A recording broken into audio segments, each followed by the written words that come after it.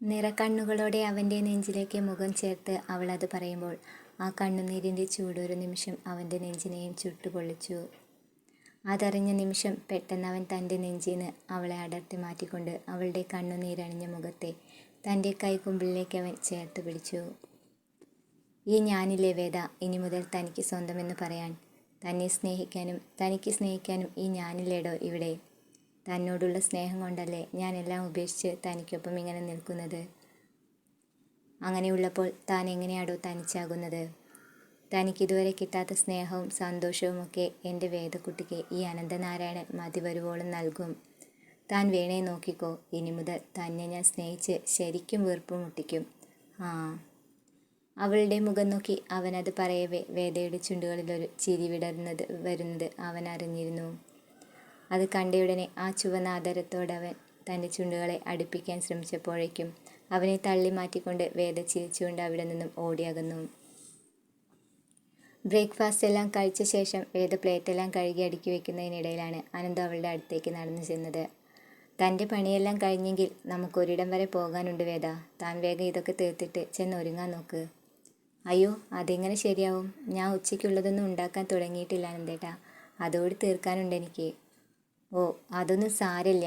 ഇന്നിനി ഫുഡൊക്കെ നമുക്ക് പുറത്തുനിന്ന് കഴിക്കാം. താൻ അതിനെക്കുറിച്ച് ഓർത്തൊന്നും കൂടുതൽ ടെൻഷൻ അടിക്കണ്ട.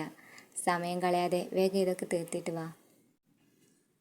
അവൻ അതും പറഞ്ഞ് അവിടെ നിന്നും പോയ ശേഷം വേദ പണികളെല്ലാം പെട്ടെന്ന് ചെയ്തൊതുക്കി മുറിയിലേക്ക് വേഗം ചെന്ന് കയറിയപ്പോഴാണ് അനന്തു ഡ്രസ്സെല്ലാം മാറ്റി ഷർട്ടിൻ്റെ സ്ലീവ് മടക്കിക്കൊണ്ട് നിൽക്കുന്നത് അവൾ കണ്ടത്.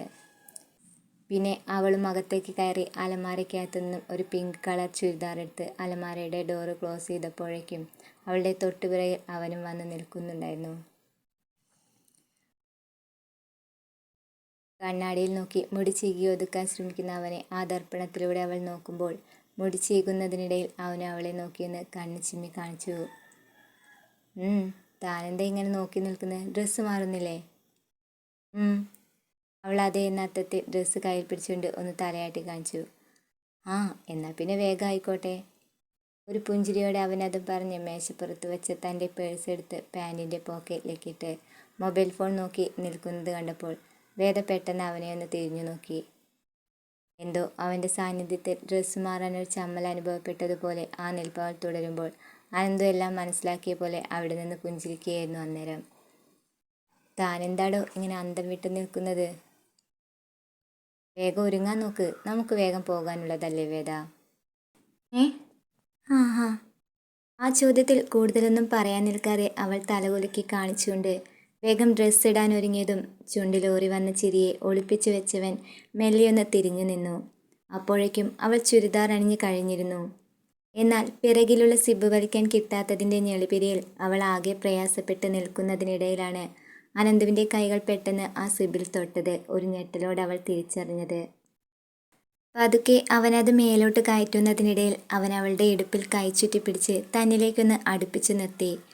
അവൻ്റെ ആ നിശ്വാസത്തിൻ്റെ ചൂടറിഞ്ഞ നിമിഷത്തിൽ വേദ അറിയാതെ ഒന്ന് പതുങ്ങിപ്പോവുകയായിരുന്നു അന്നേരം. തൻ്റെ നാണൊക്കെ എനിക്ക് നന്നായി മനസ്സിലാകുന്നുണ്ട് വേദ. ഞാനെല്ലാം കണ്ടതാണെന്ന കാര്യം താൻ മറക്കണ്ടാട്ടോ. സിബ് ലോക്ക് ചെയ്ത് അവളിൽ നിന്നും അവൻ അടർന്നു മാറിയത് പറയവേ ഒരു ചമ്മലോടെ നെറ്റി ചുളിച്ചവൾ അവൻ്റെ മുഖത്തേക്കൊന്ന് നോക്കി. ആ, ഇനി നിന്ന് ചമ്മൊന്നും വേണ്ട. സമയം കളയാതെ വേഗം ആ മുടിയൊക്കെ പിന്നിട്ട് ഇറങ്ങാൻ നോക്ക്. ഞാൻ അവിടെ പുറത്ത് കാത്തു നിൽക്കാം. അവളുടെ കവിളിൽ തൊട്ടുകൊണ്ട് അവനത് പറയുമ്പോൾ ഒരു കൊച്ചുകുട്ടിയെ പോലെ അവൾ അവൻ്റെ മുഖത്തേക്ക് തന്നെ നോക്കി നിൽക്കുകയായിരുന്നു. പുറത്ത് ബൈക്കിൽ കയറിയിരുന്നുകൊണ്ട് ഇടയ്ക്കിടയ്ക്ക് വാതിൽപ്പടിയിലേക്ക് നോക്കുന്നതോടൊപ്പം വാച്ചിലെ സമയവും അവൻ നോക്കി തുടങ്ങിയപ്പോഴാണ് ഡോറ് ലോക്ക് ചെയ്ത് വേദ പുറത്തേക്ക് ഇറങ്ങി വരുന്നത് അവൻ കണ്ടത്. പിങ്ക് നിറത്തിലുള്ള ചുരിദാറിൽ മുടി പിന്നിയിട്ട് നടന്നു വരുന്ന അവളെ കണ്ടപ്പോൾ ഒരു നിമിഷം കണ്ണെടുക്കാതെ അവളെ തന്നെ അവൻ നോക്കിയിരുന്നു. പുരികത്തിന് നടുവിൽ ഒരു പൊട്ടും നെറ്റിയിൽ സിന്ദൂരവുമല്ലാതെ മറ്റൊരു മേക്കപ്പും തൻ്റെ പെണ്ണിൻ്റെ മുഖത്തില്ലെന്ന് അവൻ മനസ്സിലാക്കിയിരുന്നു. എന്നിട്ടും തൻ്റെ ഭാര്യ ഒരു സുന്ദരി കുട്ടിയാണെന്നവൻ നനച്ചുകൊണ്ട് അവളെ നോക്കി അറിയാതെ ഒന്ന് പുഞ്ചിരിച്ചപ്പോൾ എന്തേ എന്ന അർത്ഥത്തിൽ വേദ അവനെയൊന്ന് നോക്കി. എന്നവൻ തോള് പൊക്കി കാണിച്ചപ്പോഴേക്കും അവൻ്റെ അരയിലൂടെ കൈ ചുറ്റിക്കൊണ്ടവൾ ആ ബൈക്കിന് പിറകിലേക്ക് കയറിയിരുന്നു. വേദയെയും കൂട്ടിക്കൊണ്ട് അവൻ ആദ്യം ചെന്നത് ടെക്സ്റ്റൈൽസിലേക്കായിരുന്നു. അവൾക്ക് ആവശ്യമുള്ള ഡ്രസ്സുകളെല്ലാം വാങ്ങിക്കാൻ എന്ന ഉദ്ദേശത്തോടെ അവളുടെ കൈ പിടിച്ച് അവൻ അകത്തേക്ക് കയറി വന്നപ്പോഴേക്കും കടയുടെ ഓണർ പെട്ടെന്ന് അവനെ കണ്ട അത്ഭുതത്തോടെ നോക്കി നിന്നു പോയി. കൈലാസ് ടെക്സ്റ്റൈൽസിലെ വിശ്വംഭരൻ സാറിൻ്റെ... അയാൾ ആശ്ചര്യം കൊണ്ട് ചോദ്യം പൂർത്തീകരിക്കാതെ നിൽക്കുമ്പോഴേക്കും അനന്ത് പെട്ടെന്ന് തന്നെ അതിന് മറുപടി പറഞ്ഞു. വിശ്വംഭരൻ സാറിൻ്റെ മകനായിരുന്നു, എന്നാൽ ഇപ്പോഴങ്ങനെയല്ല. ഗൗരവം ഭാവിച്ചുകൊണ്ട് അവനത് പറഞ്ഞു തീർത്തപ്പോഴേക്കും വേദ പെട്ടെന്ന് അവൻ്റെ ഉള്ളം കൈ മുറുകെ പിടിച്ചുകൊണ്ടവൾ നിസ്സഹായതയോടെ അവൻ്റെ മുഖത്തേക്ക് ഒന്ന് നോക്കി. ആ നോട്ടത്തിൽ തന്നെ എല്ലാം തിരിച്ചറിഞ്ഞതുപോലെ അവൻ പെട്ടെന്ന് സംസാരം മാറ്റാൻ ശ്രമിച്ചു. അതൊക്കെ പോട്ടെ, ഞങ്ങളിപ്പോൾ വന്നത് കുറച്ച് ഡ്രസ്സ് എടുക്കാനാ. എൻ്റെ ഭാര്യയ്ക്ക് ഇഷ്ടമുള്ളത് എന്താണെന്ന് വെച്ചാൽ നിങ്ങൾ അതൊക്കെ ഒന്ന് കാണിച്ചു കൊടുക്കണം. വിലയൊന്നും ഈ അനന്തുവിന് ഒരു പ്രശ്നമല്ല. അവളെ ചേർത്ത് പിടിച്ചുകൊണ്ട് അവനത് പറയുമ്പോൾ അയാൾ അവരെ രണ്ടുപേരെയും നോക്കിയൊന്ന് പുഞ്ചിരിച്ചു കാട്ടി. പിന്നീട് വേദയും കൂട്ടി അവൻ നേരെ ചെന്നത് ലേഡീസിൻ്റെ സെക്ഷനിലേക്കായിരുന്നു. കണ്ണഞ്ചിപ്പിക്കുന്ന പല വസ്ത്രങ്ങളിലേക്ക് നോക്കിയവൾ അറിയാതെ വാ പൊളിച്ചു നിൽക്കുമ്പോഴാണ് പെട്ടെന്ന് അവൻ അവളുടെ അധരങ്ങൾ പൊത്തിപ്പിടിച്ചത്. എടോ ഭാര്യയെ, താനിങ്ങനെ ഞെട്ടി നിൽക്കൊന്നും വേണ്ട. ഇവിടെയുള്ളത് തനിക്ക് വേണ്ടുന്നത് എന്താണോ അതൊക്കെ തനിക്ക് വാങ്ങിക്കാം. എല്ലാം തൻ്റെ ഇഷ്ടത്തിന് ഞാൻ വിട്ടു തന്നിരിക്കുകയാണ്. ആവശ്യമുള്ളതൊക്കെ എടുത്തിട്ട് താൻ പതിയെ താഴേക്ക് വന്നാൽ മതി. ഞാൻ അവിടെ വെയിറ്റ് ചെയ്തോളാം. അവളുടെ കവിളിലൊന്ന് തട്ടിക്കൊണ്ട് ഒരു ചെറു പുഞ്ചിരിയോടെ അവൻ അവിടെ നിന്നും ഇറങ്ങിപ്പോകുന്നത് നോക്കി വേദ നിൽപ്പ് തുടരുമ്പോഴാണ് പിറകിൽ നിന്നും ഒരു സെയിൽസ് ഗേൾ വന്ന് അവളെ വിളിച്ചുണർത്തിയത്. തിരിഞ്ഞു നോക്കി വേദയെ ഒരു പുഞ്ചിരിയോടെ സ്വാഗതം ചെയ്തുകൊണ്ടവർ എതിരേറ്റപ്പോൾ ആ തിരക്കുകളിലേക്ക് അവളും പതിയെ ഇഴുകിച്ചേരുകയായിരുന്നു. 1-2 മണിക്കൂറുകൾക്ക് ശേഷം ബില്ല് സെറ്റ് ചെയ്യാനായി അനന്തു ക്യാഷ് കൗണ്ടറിലേക്ക് ചെന്നപ്പോഴാണ് എടുത്ത മെറ്റീരിയൽസിൻ്റെ എല്ലാം വില അവൻ പരിശോധിക്കാൻ തുടങ്ങിയത്. 1000 രൂപയ്ക്ക് താഴെ മാത്രം വില വരുന്ന ഡ്രസ്സുകൾ മാത്രമേ അതിലവൻ കണ്ടിരുന്നുള്ളൂ. ആ നിമിഷം സങ്കടത്തോടെ അനന്തു അവളുടെ മുഖത്തേക്കൊന്ന് നോക്കിയതും വേദ അവനെ നോക്കിയൊന്ന് കണ്ണിറുക്കി കാണിച്ചു. എന്താ വേദ ഇതൊക്കെ? വിഷമത്തോടെ അവൻ അവളുടെ മുഖത്തേക്ക് നോക്കിയത് ചോദിക്കവേ വേദ സ്നേഹത്തോടെ അന്നേരം അവൻ്റെ അടുത്തേക്ക് ചെന്നു. അന്തേട്ട ഒന്നും ആലോചിക്കണ്ട, വേഗം ബില്ലടയ്ക്കുന്നേ. എല്ലാം എനിക്ക് ഇഷ്ടപ്പെട്ട് തന്നെയാണ് ഞാൻ എടുത്തത്. പിന്നെ എൻ്റെ ഭർത്താവിൻ്റെ പേഴ്സ് കാലിയാകാതെ നോക്കരുത് ഈ ഭാര്യയുടെ കൂടെ കടമയല്ല അനന്തേട്ടാ. അതുകൊണ്ട് മറ്റൊന്നും ചിന്തിച്ച് സമയം കളയാൻ നിൽക്കണ്ട. ഒരു ചെറുപുഞ്ചിരിയിൽ അവളെല്ലാം പറഞ്ഞ് അവനെ ആശ്വസിപ്പിച്ചപ്പോൾ തൻ്റെ ഭാര്യയെക്കുറിച്ചോർത്ത് ഒരു നിമിഷം അവന് അഭിമാനം തോന്നുകയായിരുന്നു. ടെക്സ്റ്റൈൽ ഷോപ്പിൽ നിന്നും അവർ സന്തോഷത്തോടെ ഇറങ്ങി വരുമ്പോഴാണ് ഷോറൂമിൻ്റെ ഡോർ തുറക്കാൻ ശ്രമിക്കുന്നതിനിടയിൽ തൊട്ടപ്പുറത്ത് നിൽക്കുന്ന അച്ചുവേട്ടനെ അവൻ ശ്രദ്ധിച്ചത്. ഒരു ഗ്ലാസ് ഡോറിൻ്റെ മറവിൽ രണ്ടുപേരും പരസ്പരം ഒന്നും പറയാതെ വേദനയോടെ നോക്കി നിൽക്കുന്നത് കണ്ടപ്പോൾ അവൻ്റെ ഓരം ചേർന്ന് നിൽക്കുന്ന വേദയുടെ മനസ്സും അറിയാതെ അന്നേരം പതറിപ്പോവുകയായിരുന്നു. അവരുടെ ആ കൂടിക്കാഴ്ചയ്ക്കിടയിൽ താനൊരു തടസ്സമാകരുതെന്ന് കരുതിയവൾ മനഃപൂർവ്വം അവളുടെ കൈ അവൻ്റെ ഉള്ളം കൈയിൽ നിന്നും അടർത്തി മാറ്റാൻ ശ്രമിച്ചപ്പോഴേക്കും പെട്ടെന്ന് അനന്തുവിൻ്റെ കൈ മുറുകുന്നത് അവൾ അറിയുന്നുണ്ടായിരുന്നു. ഏറെ നാളുകൾക്ക് ശേഷം താൻ ജീവനെപ്പോലെ കരുതിയ തൻ്റെ അനിയനെയും അവൻ കെട്ടിയ പെണ്ണിനെയും യാദൃശ്ചികമായി അവിടെ വെച്ച് കണ്ടുമുട്ടിയതിൻ്റെ ആശ്ചര്യത്തിൽ ഒരു നിമിഷം അച്ചു നിശബ്ദനായി നിന്നുപോയി. എന്നാൽ അധികം വൈകാതെ ആ നിശബ്ദതയെ മറികടന്നുകൊണ്ട് അനന്തു അവളുടെ കൈപിടിച്ച് അച്ചുവിൻ്റെ മുന്നിലൂടെ പോകുമ്പോൾ അവനെ തടഞ്ഞു നിർത്തി ഒന്ന് സ്നേഹം പങ്കിടണമെന്ന് അച്ചുവിൻ്റെ മനസ്സറിയാതെ ആഗ്രഹിച്ചിരുന്നെങ്കിലും അതിന് സാധിക്കാതെ അവനൊരു നിമിഷം മുഖം തിരിച്ചു കളയുകയായിരുന്നു. അതിനിടയിലാണ് അനന്തുവിൻ്റെ കൈപിടിച്ചുകൊണ്ട് അവനെ അനുഗമിച്ച് നടന്നുകൊണ്ടിരിക്കുന്നതിനിടയിൽ പെട്ടെന്ന് വേദയവിടെ തറഞ്ഞൊന്ന് നിന്നത്. അനന്തേട്ടാ, എത്ര നാളുകൾക്ക് ശേഷം അനന്തേട്ടൻ അച്ചുവേട്ടനെ ഒന്ന് നേരി കാണുന്നത്. ആ ഏട്ടനോട് എൻ്റെ അനന്തേട്ടനൊന്നും സംസാരിക്കാനില്ലേ? ഇല്ല, എനിക്കൊന്നും സംസാരിക്കാനില്ല. ഞാനുമായി ഒരു ബന്ധവുമില്ലെന്ന് പറഞ്ഞ് അവിടെ നിന്നും ഇറക്കി വിട്ടതല്ലേ എന്നെ. അങ്ങനെയുള്ളവരോടൊക്കെ ഞാനെന്തിനേനി സംസാരിക്കണം? പുറത്തിറങ്ങുമ്പോൾ മുൻപരിചയമുള്ള പലരെയും കണ്ടെന്നിരിക്കും. അവരോടൊക്കെ ചിരിച്ചും സംസാരിച്ചും നിൽക്കാൻ തൽക്കാലം എനിക്ക് സമയമില്ല വേദ. അവളെ നോക്കി അവനത് പറയവേ തൻ്റെ ഭർത്താവിൻ്റെ മുഖത്തുള്ള കപട ഗൗരവം കണ്ടൊരു നിമിഷം വേദ അവനെ തന്നെ കൂർപ്പിച്ചു നോക്കി. ഇക്കാര്യമല്ലാതെ നിനക്ക് മറ്റെന്തെങ്കിലും എന്നോട് സംസാരിക്കാനുണ്ടോ? അവൾ ചുമ്മാതൊന്ന് അവനെ നോക്കി തലയാട്ടി കൊടുത്തു. ആ, എങ്കിൽ പിന്നെ വേഗം കയറിക്കോ, എനിക്ക് 1-2 സ്ഥലത്തുകൂടി പോകാനുണ്ട്. അനന്തു അവളെ നോക്കി ബൈക്ക് സ്റ്റാർട്ട് ചെയ്യാൻ തുടങ്ങിയതും മുഖം വീർപ്പിച്ചുകൊണ്ടവൾ അവൻ്റെ പിറകിലേക്ക് വേഗം കയറിയിരുന്നു. ശരിക്കും ഈ അനന്തേട്ടൻ ഒരു കലിപ്പൻ തന്നെയാ. അവൻ്റെ അരയെ ചുറ്റിപ്പിടിച്ചിരിക്കുന്നതിനിടയിൽ അവൾ അത് പറയവേ അനന്തുവിൻ്റെ ചുണ്ടിൽ അന്നേരം അറിയാതെ ഒരു പുഞ്ചിരി തെളിഞ്ഞു വന്നിരുന്നു. രാത്രി അത്താഴത്തിന് ശേഷം മൃദുല പണികളെല്ലാം കഴിഞ്ഞ് മുറിയിലേക്ക് വന്നപ്പോഴും അച്ചു ഉറങ്ങിയിട്ടുണ്ടായിരുന്നില്ല. കുഞ്ഞിനെ തലോടിക്കൊണ്ട് ബെഡിൽ അവളുടെ ചാരെ ഉണർന്ന് കിടക്കുന്ന അച്ചുവിൻ്റെ അടുത്തേക്ക് സ്നേഹത്തോടെ മൃദുല ചെന്നിരിക്കുകയായിരുന്നു. അച്ചുവേട്ടൻ കിടന്നില്ലേ ഇതുവരെ? ഇന്നെന്തു പറ്റി, ഉറക്കം വരുന്നില്ലേ? ഇല്ല, കിടന്നിട്ടെന്തോ ഉറക്കം വന്നില്ല മൃദു. അവനൊരു നെടുവേർപ്പിട്ടുകൊണ്ട് ബെഡിൽ നിന്നും എഴുന്നേറ്റിരുന്ന് തലയിണയെ ചാരി അവളുടെ മുഖത്തേക്ക് നോക്കി. ഇന്ന് കയറി വന്നപ്പോൾ തൊട്ട് ഞാൻ ശ്രദ്ധിക്കുന്നതാ, ഇന്ന് എന്താ പറ്റിയത്? ആകെ ഒരു ടെൻഷനും വിഷമമൊക്കെയാണല്ലോ ഈ മുഖത്ത്. എന്തേ, ടെക്സ്റ്റൈൽസിൽ എന്തെങ്കിലും പ്രശ്നമുണ്ടോ? ഏയ്, അതൊന്നുമല്ല. ഞാനിന്ന് നമ്മുടെ അനന്തുവിനെ കണ്ടിരുന്നു. കൂടെ ആ കുട്ടിയും ഉണ്ട്. എന്നിട്ട് അച്ചുവേട്ടൻ അവരോട് എന്തെങ്കിലും സംസാരിച്ചോ? കണ്ണുകളിൽ ആകാംക്ഷ വിടർത്തിക്കൊണ്ട് പെട്ടെന്ന് മൃദുല അത് ചോദിച്ചു. ഇല്ല, അവനെ കണ്ട സന്തോഷം മനസ്സിലുണ്ടായിരുന്നെങ്കിലും പുറത്തത് കാണിക്കാനാവുന്നില്ല മൃദു. അച്ഛനെ എതിർത്ത് എനിക്ക് അവനെ സ്നേഹിക്കാനും കഴിയുന്നില്ല. അവൻ കാരണമല്ലേ ഒരു പെൺകുട്ടിയുടെ സ്വപ്നങ്ങളും ആഗ്രഹങ്ങളൊക്കെ തകർന്നു പോയത്.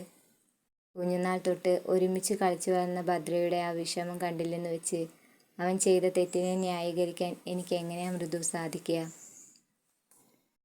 അവൻ്റെ പ്രവൃത്തി കാരണം നമ്മുടെ അച്ഛൻ എല്ലാവരുടെയും മുമ്പിൽ തലകുനിക്കേണ്ടി വന്നതും വനജമായി നമ്മളെയൊക്കെ ഒരു ശത്രുവിനെ പോലെ കാണുന്നതിൻ്റെ കാരണമൊക്കെ അനന്തു മനഃപൂർവ്വം വരുത്തി വെച്ചതല്ലേ.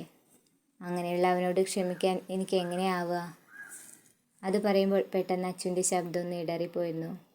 ആ ഇടർച്ചയുടെ കാരണം തിരിച്ചറിഞ്ഞതുപോലെ മൃദുല വേഗം അച്ചുവിൻ്റെ കൈകൾക്ക് മുകളിൽ തൻ്റെ കൈ ചേർത്ത് വെച്ചുകൊണ്ട് ഒന്ന് പുഞ്ചിരിച്ചു. എനിക്കറിയാം അച്ചുവേട്ടൻ്റെ ഇപ്പോഴത്തെ അവസ്ഥ. ഈ മനസ്സിനകത്ത് ആരെയും കാണിക്കാതെ ഒളിപ്പിച്ചു വെച്ചിരിക്കുന്ന അനിയനോടുള്ള സ്നേഹവും വാത്സല്യമൊക്കെ ഞാനും തിരിച്ചറിയുന്നുണ്ട് അച്ചുവേട്ടാ. ഒരു ഭാഗത്ത് ജീവനേക്കാൾ ഏറെ സ്നേഹിച്ച സ്വന്തം അനിയനോടുള്ള സ്നേഹം പുറത്തു കാണിക്കാൻ കഴിയാത്ത എൻ്റെ നീറ്റലിൽ പെടയുമ്പോൾ മറുഭാഗത്ത് അച്ഛനോടുള്ള ഉത്തരവാദിത്വവും അച്ചുവേട്ടനെ വല്ലാതെ വീർപ്പ് മുട്ടിക്കുന്നുണ്ടെന്ന് ഞാൻ മനസ്സിലാക്കുന്നു. സാരല്ല, എല്ലാം ശരിയാവുന്നൊരു ദിവസം വരും അച്ചുവേട്ടാ. തൽക്കാലം അങ്ങനെ കരുതി ആശ്വസിക്കുന്നതല്ലേ നമുക്ക് നല്ലത്. ഒരു ദീർഘനിശ്വാസം പുറത്തേക്ക് വിട്ടുകൊണ്ട് അച്ചു ഒന്ന് അമർത്തി മൂളി. അവനെ സമാധാനിപ്പിച്ചുകൊണ്ട് മൃദുല അവിടെ നിന്നും പതിയെ എഴുന്നേറ്റപ്പോൾ മനസ്സിൽ മൂടിക്കെട്ടിയ ഭാരമെല്ലാം പതിയില്ലാതാകുന്നത് പോലെയാണ് അച്ചുവിന് അന്നേരം തോന്നിയത്. വേദയുടെ വിരലുകൾ മുടിയിഴകളിലൂടെ ഓടി നടക്കുന്നതിൻ്റെ സുഖത്തിൽ അവൻ കണ്ണുകളടച്ച് അവളുടെ മടിയിൽ കിടക്കുമ്പോഴാണ് പെട്ടെന്ന് അവൻ്റെ മൊബൈൽ ഫോൺ റിങ് ചെയ്ത് തുടങ്ങിയത്. ശബ്ദം കേട്ടപാടെ കണ്ണു തുറന്ന് അവൻ അതെടുത്ത് അറ്റൻഡ് ചെയ്തു. കോൾ ചെയ്യുന്നത് ആരാണെന്ന് തിരിച്ചറിഞ്ഞ ഉടനെ അവൻ അവളുടെ മടിയിൽ നിന്നും എഴുന്നേറ്റിരുന്നുകൊണ്ട് സംസാരിക്കാൻ തുടങ്ങിയപ്പോൾ വേദ ഒരു നിമിഷം കൗതുകത്തോടെ അവൻ്റെ മുഖത്തേക്ക് തന്നെ നോക്കിയിരിക്കുകയായിരുന്നു. കുറച്ച് നിമിഷങ്ങൾക്കുള്ളിൽ ആ സംസാരം അവസാനിപ്പിച്ച സന്തോഷത്തിൽ പെട്ടെന്ന് അനന്തു അവളുടെ മുഖത്തേക്കൊന്ന് തിരിഞ്ഞു നോക്കി. ആരാ അനന്തേട്ടാ വിളിച്ച്? മുഖം കണ്ടിട്ട് എന്തോ സന്തോഷമുള്ള കാര്യമാണെന്ന് തോന്നുന്നല്ലോ. അതെ, ശരിക്കും സന്തോഷമുള്ള കാര്യം തന്നെയാ ഭാര്യയെ. ഞാൻ ഇന്നലെ ഒരു ഇൻ്റർവ്യൂ അറ്റൻഡ് ചെയ്ത കാര്യം തന്നോട് പറഞ്ഞിരുന്നില്ലേ? ആ ജോലിക്ക് എന്നെ സെലക്ട് ചെയ്തിട്ടുണ്ട് എന്ന് അറിയിക്കാനായിരുന്നു ഇപ്പോൾ അവിടെ നിന്ന് എന്നെ വിളിച്ചത്. ഓ, അനന്തേട്ടൻ പറഞ്ഞത് നേരാണോ? പിന്നല്ലാതെ. ഇനിയിപ്പോൾ നാളെ മുതൽക്ക് തന്നെ എനിക്ക് ജോലിക്ക് പോയി തുടങ്ങണം. നിന്നെ കോളേജിലും ചേർത്തത് കൊണ്ട് പോകുന്ന വഴിക്ക് തന്നെ ഡ്രോപ്പ് ചെയ്ത ശേഷം ഞാൻ നേരെ ജോലിക്ക് കയറും.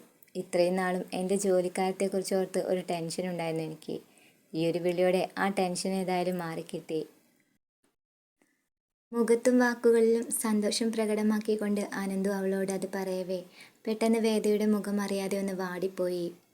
അത് കണ്ടതും അനന്തു അവളുടെ താടിയിൽ പിടിച്ച് ആ മുഖം ഒന്ന് പതിയെ ഉയർത്തി.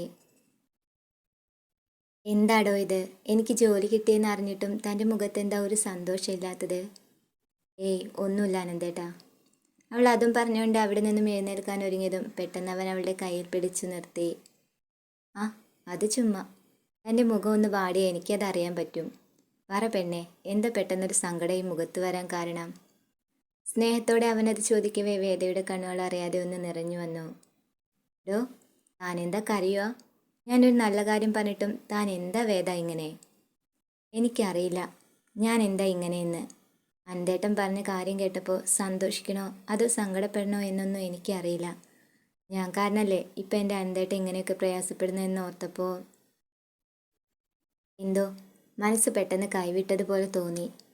സ്വന്തമായി ടെക്സ്റ്റൈൽസും ജോലിക്കാരും എല്ലാം ഉള്ള ഒരു വലിയ നിലയിൽ നിന്നും ഇങ്ങനെ മറ്റുള്ളവരുടെ കീഴിൽ ജോലി ചെയ്യേണ്ട അവസ്ഥയിലേക്ക് എത്തിച്ചത് ഈ ഞാൻ കാരണമല്ലേ അനന്തേട്ടാ? എന്നെ വിവാഹം കഴിച്ചതുകൊണ്ട് അനന്തേട്ടൻ്റെ ജീവിതത്തിൽ നഷ്ടങ്ങൾ മാത്രമല്ലേ ഉണ്ടായിട്ടുള്ളൂ? പിന്നെ എങ്ങനെയാ ഇതൊക്കെ കേൾക്കുമ്പോൾ എനിക്ക് സന്തോഷിക്കാൻ കഴിയാ? നിറക്കണ്ണുകളോടെ അവനെ നോക്കി അവൾ അത് പറയവേ അനന്തു ആ മുഖം തൻ്റെ കൈക്കുമ്പിളിലേക്ക് ചേർത്ത് പിടിച്ചു. അയ്യേ, എൻ്റെ വേദക്കുട്ടി ഇത്രയ്ക്ക് പാവായിരുന്നോ? ദേ നോക്കു പെണ്ണെ, കഴിഞ്ഞു പോയതിനെക്കുറിച്ചും നഷ്ടപ്പെട്ടതിനെക്കുറിച്ചും ഓർത്ത ജീവിതം ഒരിക്കലും മുന്നോട്ട് പോകില്ല വേദ. നീ കാരണം എനിക്ക് സംഭവിച്ചതൊന്നും വലിയ നഷ്ടങ്ങളായി ഞാൻ കാണുന്നുമില്ല. അധ്വാനിക്കാനുള്ള മനസ്സ് ഈ അനന്തനാരായണൻ്റെ രക്തത്തിലുള്ളതാ. കൈലാസത്തിലായിരുന്നപ്പോഴും അധ്വാനിച്ച് തന്നെയാ ഞാൻ ഇവിടം വരെ എത്തിയത്. അതുകൊണ്ട് ഇത്തരം കാര്യങ്ങളൊന്നും ചിന്തിച്ച് എൻ്റെ പെണ്ണ് തൽക്കാലം തലപുകയ്ക്കാൻ നിൽക്കണ്ട. പിന്നെ ഇപ്പം ഞാൻ ആ പഴയ അനന്തനാരായണൻ മാത്രമല്ല, ചില ഉത്തരവാദിത്തങ്ങളൊക്കെ ഏറ്റെടുത്ത് ചെയ്യേണ്ട ഒരു ഭർത്താവ് കൂടിയാണിടി പെണ്ണ് ഞാൻ. അതുകൊണ്ട് തന്നെ പഠിപ്പിക്കണം എന്നത് എൻ്റെ ഒരു വലിയ ആഗ്രഹമാണ്. പിന്നെ ജോലി ചെയ്യേണ്ടത് നമ്മുടെ നിലനിൽപ്പിന് വേണ്ടിയും കൂടിയാണെന്ന് താൻ മനസ്സിലാക്കണം. അതുകൊണ്ട് സങ്കടങ്ങളെല്ലാം മാറ്റിവെച്ച് എൻ്റെ പെണ്ണ് എപ്പോഴും സന്തോഷത്തോടെ ഇരിക്കാൻ ശ്രമിക്കണം, കേട്ടല്ലോ? കണ്ണീരണിഞ്ഞ മുഖത്തോടെ അവളൊന്ന് പുഞ്ചിരിച്ചുകൊണ്ട് അവനെ നോക്കിയപ്പോൾ ആ മുഖം ചേർത്ത് പിടിച്ചവൻ അവളെ തൻ്റെ നെഞ്ചോട് ചേർത്ത് നിർത്തി. വേദ, കഴിഞ്ഞില്ല ഇതുവരെ? താൻ എന്തെടുക്കും അവിടെ? കണ്ണാടിയിൽ നോക്കി മുടി ചീകിക്കൊണ്ടവൻ നിൽക്കുന്നതിനിടയിലേക്കാണ് വേദ പെട്ടെന്ന് അവൻ്റെ അടുത്തേക്ക് ഓടി വന്നത്. തിരിച്ചു നിർത്തി അവൻ്റെ നെറ്റിയിൽ ഒരു നുള്ളു ചന്ദനം ചാർത്തി കൊടുത്ത ശേഷം അവൾ അവനെ സ്നേഹത്തോടെ ഒന്ന് നോക്കി. ഇന്നെൻ്റെ അനന്തേട്ടൻ്റെ പുതിയൊരു ജോലിക്ക് പോവല്ലേ?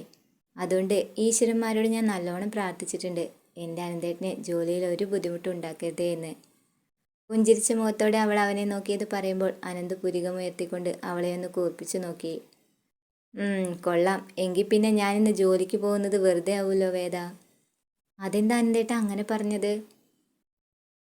ഒരു കൈ ഇടുപ്പിൽ കുത്തിപ്പിടിച്ചുകൊണ്ട് സംശയത്തോടെ അവൾ അവൻ്റെ മുഖത്തേക്ക് നോക്കിയതും അനന്ത് അവളുടെ ആ മൂക്കിൻ തുമ്പ് വലിച്ചു പിടിച്ചുകൊണ്ട് അവളുടെ അരികിലേക്ക് എന്ന് ചേർന്ന് നിന്നയുടൻ അവൻ്റെ ചുടുനിശ്വാസം തൻ്റെ മുഖത്തേക്ക് തട്ടിയ കോരിത്തരിപ്പോടെ വേദ ഒരു നിമിഷം കണ്ണുകൾ വിടർത്തി അവൻ്റെ മുഖത്തേക്ക് തന്നെ നോക്കി നിന്നു. അതെ, താൻ പ്രാർത്ഥിച്ച ദൈവങ്ങൾ പെട്ടെന്ന് കേൾക്കുമെന്ന് എനിക്കറിയാം വേദ. എനിക്ക് ബുദ്ധിമുട്ടൊന്നും ഉണ്ടാക്കരുതെന്ന് പ്രാർത്ഥിച്ചാൽ പിന്നെ ദൈവങ്ങളൊന്നും എന്നെ പണിയെടുക്കാൻ സമ്മതിക്കില്ല പെണ്ണെ. അധ്വാനമൊന്നുമില്ലാതെ എങ്ങനെയാടോ ഞാനൊരു ജോലി ചെയ്യുന്നത്? ഒരു കുസൃതി കലർന്ന പുഞ്ചിരിയോടെ അവളെ നോക്കി അവനത് പറയവേ വേദ കവിള് വീർപ്പിച്ചുകൊണ്ട് പെട്ടെന്ന് അവൻ്റെ കൈ തട്ടി മാറ്റി ബെഡിൽ കിടന്നിരുന്ന തൻ്റെ ഷോൾ എടുത്തവൾ വേഗം കഴുത്തിലേക്ക് ഇട്ടു. അല്ലെങ്കിലും ഈ അന്തേട്ടനെല്ലാം തമാശയാണ്. ഏത് കാര്യത്തിന് ഇറങ്ങുമ്പോഴും ദൈവങ്ങളെ പ്രാർത്ഥിച്ചിറങ്ങണമെന്നൊന്നും ഈ അന്തേട്ടനില്ല. വേണ്ട, ഞാനൊന്നും ഇനി പറയണില്ല. ദേ, എൻ്റെ ഒരുക്കൊക്കെ കഴിഞ്ഞിട്ടോ, ഇനി വേണേ നമുക്ക് വേഗം പോകാം. പരിഭവത്തോടെ മുഖം തിരിഞ്ഞവൾ നിന്നപ്പോഴേക്കും അന്തു പെട്ടെന്ന് അവളെ വട്ടം ചുറ്റിപ്പിടിച്ച് അവളുടെ തോളിൽ തൻ്റെ മുഖമൊന്ന് അമർത്തി വെച്ചുകൊണ്ടവൻ അവളെയൊന്ന് ഇറുക്കി പിടിച്ചു നിന്നു. അപ്പോഴേക്കും പിണങ്ങു എൻ്റെ പെണ്ണ്. ഞാനൊരു തമാശ പറഞ്ഞതല്ലേ വേദ.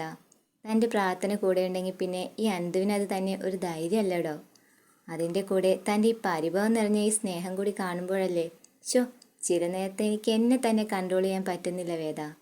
അവളുടെ ചുമലിൽ നിന്നും മുഖമുയർത്തിക്കൊണ്ടവൻ അവളുടെ കഴുത്തിടുക്കിലൂടെ മെല്ലെ മുഖമുരസാൻ ശ്രമിക്കുമ്പോഴാണ് ഞെളിപിരി കൊണ്ട് വേദയുടെ കണ്ണുകൾ അറിയാതെ ഒന്ന് ക്ലോക്കിലേക്ക് എത്തിപ്പെട്ടത്. ഈശ്വര, ഇന്ന് കോളേജിലേക്ക് പോകേണ്ട ആദ്യ ദിവസമാട്ടോ അനന്തേട്ടാ. ഇങ്ങനെ കിന്നരിച്ച് നിന്നാ ഇന്ന് അവിടേക്ക് എത്തില്ല എന്നാ തോന്നുന്നത്.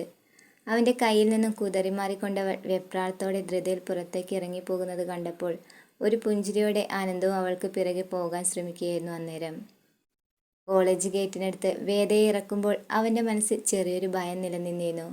എങ്കിലും അത് പുറമേ കാണിക്കാതെ അവൻ അവളുടെ മുന്നിൽ പുഞ്ചിരിയോടെ തന്നെ ഇരിക്കാൻ ശ്രമിച്ചു. ഇന്ന് ഫസ്റ്റ് ഡേ ആയതുകൊണ്ട് ഞാനും ഇത്തിരി നേരത്തെ ഇറങ്ങും. തന്നെ കൂട്ടിക്കൊണ്ടു പോകാൻ നേരമാവുമ്പോഴേക്കും ഞാനിവിടെ എത്തിയിരിക്കും. താൻ ഒരു ടെൻഷനും അടിക്കരുത്. പിന്നെ ക്ലാസ് കഴിഞ്ഞാൽ ആ നിമിഷം തന്നെ താൻ എന്നെ വിളിച്ചൊന്ന് അറിയിക്കണം, കേട്ടല്ലോ? അവൻ പറയുന്നതിനെല്ലാം അനുസരണയോടെ അവൾ തലയാട്ടി കൊടുത്ത ശേഷം കോളേജിനകത്തേക്ക് തിരിഞ്ഞു നടക്കാൻ ഒരുങ്ങിയപ്പോഴാണ് അന്തു അവളെ വീണ്ടും ഒന്ന് വിളിച്ചത്. വേദ,